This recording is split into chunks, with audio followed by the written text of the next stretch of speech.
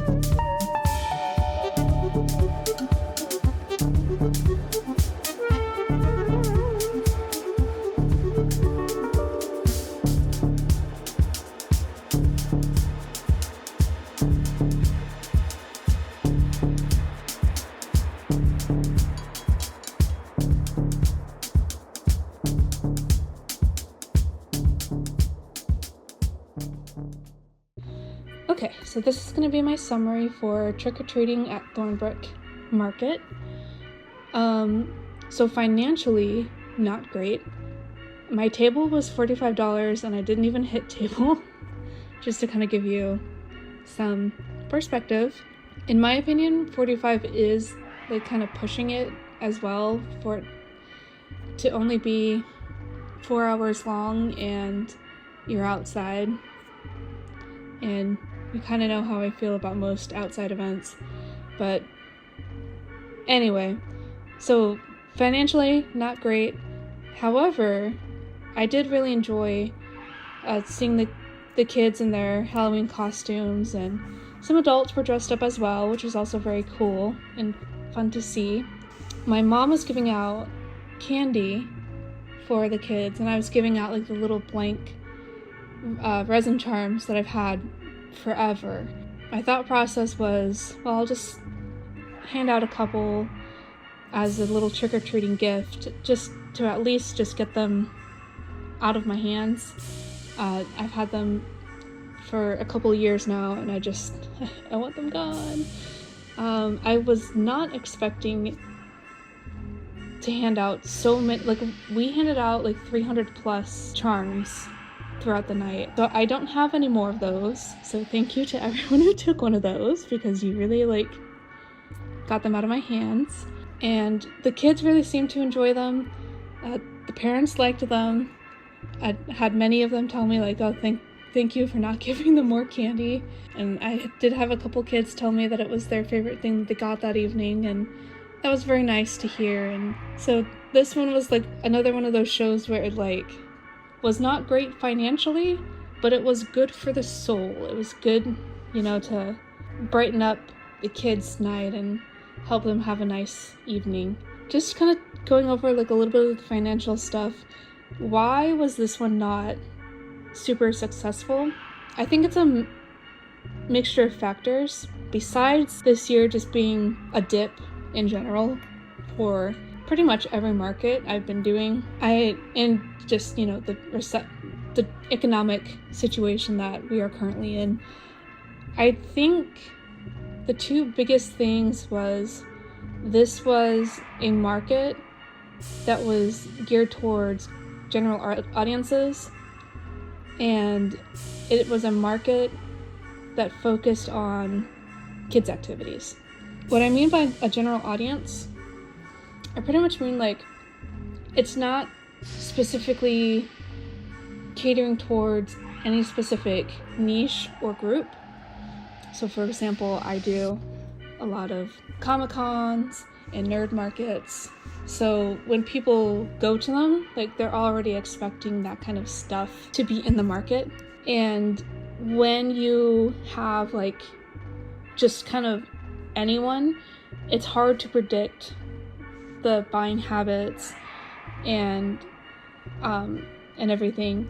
So I have had pretty good luck at general markets before, and I have had not so great luck as well. And this was just one of those times where unfortunately it wasn't a